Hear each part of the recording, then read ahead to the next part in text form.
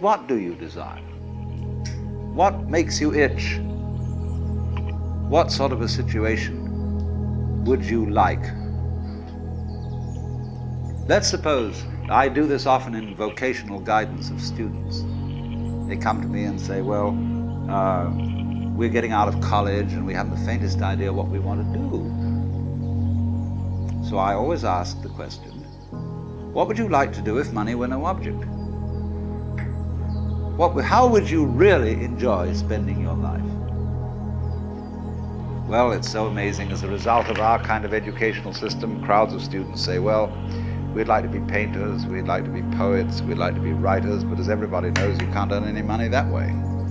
Or another person says, well, I'd like to live an out-of-doors life and ride horses. I said, you want to teach in a riding school? Let's go through with it. What do you want to do? When we finally got down to something which the individual says he really wants to do, I will say to him, you do that. And forget the money. Because if you say that getting the money is the most important thing, you will spend your life completely wasting your time. You'll be doing things you don't like doing in order to go on living, that is, to go on doing things you don't like doing, which is stupid.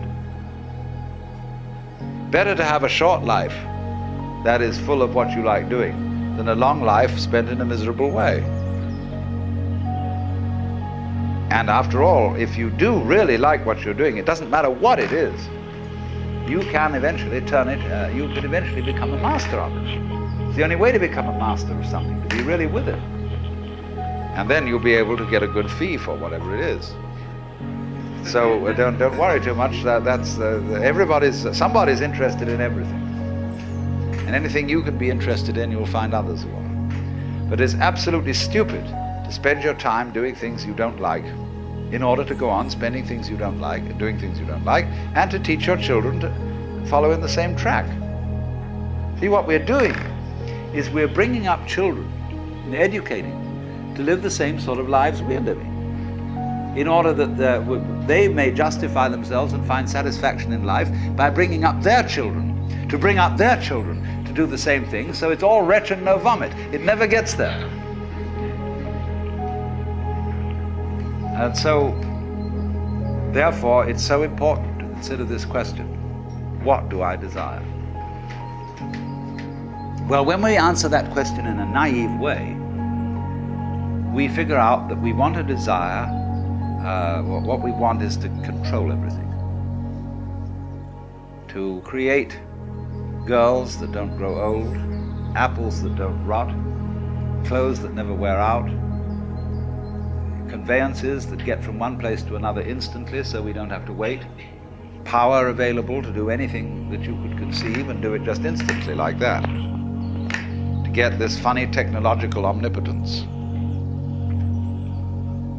But if you take time out to think about that and really go into it with your full strength of imagination and find out whether that's where you want to be,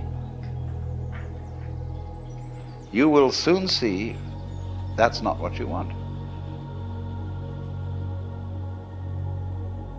Because the moment you have a situation where you are really in control of things, that is to say, in which the future is almost completely predictable, you will see, as I said last night, that a completely predictable future is already the past. You've had it. And that's not what you want. You want a surprise. And you don't know what that's going to be, because obviously it wouldn't be a surprise if you did. You want a pleasant surprise. But like you say, what sort of a surprise would be pleasant? And you can't really answer that. Because you know, if there are to be such things as pleasant surprises, there must also be unpleasant surprises. There must be rude shocks. So you're like somebody taking one of those wishing well boxes, tubs, where you fish in and you bring out a package. And you don't know whether you've got a dead rat in it or a new camera.